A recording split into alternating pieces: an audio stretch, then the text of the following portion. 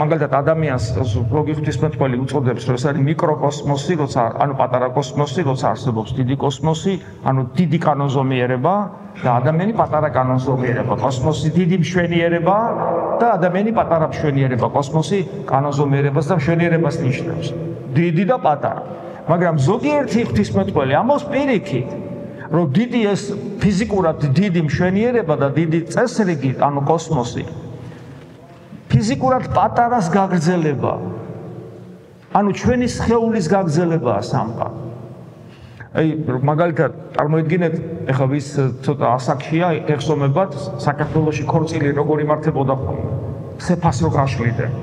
თუ გინახიათ, ეხლა დარბაზებში ალბათ. ხო, უზარმაზარი დიდი დარბაზი, გაწყობილი მშვენივრად გალამაზებული და ხალხიც მოვიდა, ვიღაცები მღერიან, მუსიკა უკრავს და უცებ შემოდის ნეფე პატარძალი და დაждდება საძღას თავში.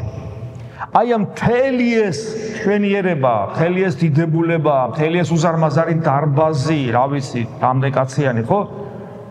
არის მხოლოდ იმ ორი ადამიანისათვის, რომელიც თავში ჟის და ბოლოდან წესერად არც კი ჩანს ისე შორს არის. ყველაფერი ეს არის მათთვის. ყველაფერი ეს არის მათი ქორწინების გაგრძელება. აი, რაღაც მსგავსი შეიძლება წარმოვიდგინოთ, ადამი და ევა ამ სამყაროში შემოყვანილი იქნა როგორც მეფე პატარძალი. ღმერთმა გაამზადა ეს საოცარი დარბაზი ამ სამყაროსი და ადამიანი შემოიყვანა. ადამიანისთვის შეიქმნა სამყარო. აი მაგალითად, ჩამავალი მზე რა ლამაზია განსაკუთრებულად საქართველოში, სადაც ზღვაში ჩადის. ვარსკვლავებიანი ცა. მაგრამ ამას თევზი ვერ აღიქვავს. ვერც ბეღურა ვერ აღიქვავს ამ მშვენიერებას. ესმით ადამიანისათვის არსებობს ეს მშვენიერება, ეს კანონზომიერება, რომ ამით მერე ღმერთი დაინახოს. ჩვენ ვტკბებით ამით. ჩვენთვის არის ეს ყველაფერი შექმნილი და ხდება რა, ადამიანი დაეცა. ადამიანი, რომელსაც ღმერთთან მუდმივი კავშირი ჰქონდა და სამყაროს მოწესრიგებაში, შექმნილი სამყაროს მოწესრიგებაში, კლასიფიკაციაში, სახელების დარქმევაში, ღმერთის თანამუშაკი გახდა, ღმერთმა გახადა ადამიანი თავისი თანამუშაკი, თანამშრომელი სამყაროს მოწესრიგების გაგრძელებაში, რომ სახელებს არქმევს ადამი და ასე შემდეგ. და უცებ ადამი ზურგს უჩვენებს ღმერთს, წყვეტს მასთან არსებობას და რას ნიშნავს ეს? სიცოცხლის წყაროზე ამბობს უარს.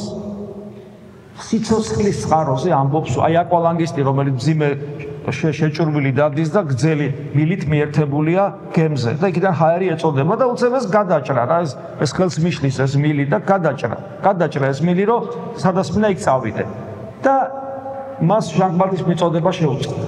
აი ადამიანმა შეიწყვიტა ჟანგბადის მიწოდება, სულიერი სიმბოლურად რომ ვისაუბრებთ. და მისი ბუნება დაზიანდა და წავიდა სიკვდილისკენ. ადამიანში შევიდა სიკვდილი. მან უარი თქვა სიცოცხლეზე, ადამიანში შევიდა სიკვდილი, რომელიც სულიერად, ადამიანის სულისა და ხორცის ერთობა, სულიერად იმ წამსვე აღესრულა, რომ რა შეიძლება ჩანსო სულიერად იმ წამსვე აღესრულა. ეგრევე დაკარგა ღმერთთან კომუნიკაცია. ეგრევე დაუბრუნდა გონება და ტრანსცენდენტულ ყოფიერებასთან, რომ ღმერთთან როგორ მოიქცეს იმ წამსვე დაავიწყდა. მას ეგონა, რომ ხეების უკან თუ დაიმალებოდა, ღმერთი ვერ დაინახავდა, მას ეგონა, რომ თავის ჩადენილ საქციას თუ სხვას გადააბრალებდა, ღმერთი ამას ვერ მიხვდებოდა, ესმით, და დაკარგა უნარი მასთან კომუნიკაციისა. ესე იგი სულიერად მოკვდა, რას ნიშნავს სიკვდილი? აი ხორცელად რო კვდები, ვეღარ ხედავ სინათლეს. და სულიერად რო კვდები, ვეღარ ხედავ სულიერ სინათლეს, ანუ ღმერთს ვეღარ ხედავ. იმ წამსვე დაკარგა სულიერად ღმერთთან ყოფნის შესაძლებლობა და ხილვის უნარი, ანუ სულიერად ეგრევე მოკვდა და დროში გაწერა, რადგან ხორცი დროში არსებობს, მისი ხორციელი ბუნება დაიწყო კვდება და გარკვეული პერიოდის მერე გარდაიცვალა. და აი ადამიანი რო დაზიანდა, ადამიანის დაზიანების ნაყოფი, ერთ-ერთი ნაყოფი არის სამყაროს დაზიანება. და ის ბიბლიაში კარგად წერია, ძებს და ეკალს აღმოაცენებს მიწა. ჩვენი გულიც აღმოაცენებს უფრო მეტად ცოდვებს და ვნებებს, ვიდრე სიკეთეს. ამას მერე ქრისტე გვასწავლის. და თუ რამე ბოროტება ხდება სამყაროში, ამის მიზეზი არის ადამიანის გული. ჩვენი გულიდან გამოდის ყველა ეს უბედურება და ბოროტება, რომელსაც მერე ჩვენი ხელები ანივთებენ. აი ესე ხდება. და ამიტომ რადგან ადამიანსა და სამყაროს შორის ონტოლოგიური, ანუ არსობრივი კავშირია, როგორც გითხარით, სამყარო ჩვენთვის შეიქმნა და ჩვენ შევიქმნით როგორც სამყაროს გვირგვინი. ამიტომ ჩვენ რო დავზიანდით, დაზიანდა სამყაროს. და სამყარო არა მარტო მატერიალურად დაზიანდა და ბიოლოგიურად, იმიტომ რომ ცხოველი საშიში გახდა ჩვენთვის, შემოვიდა ავადმყოფობა, შემოვიდა სიკვდილი, 1000 ვირუსი და უბედურება, არამედ ჩვენ საშიშნი გავხდით ერთმანეთისთვის.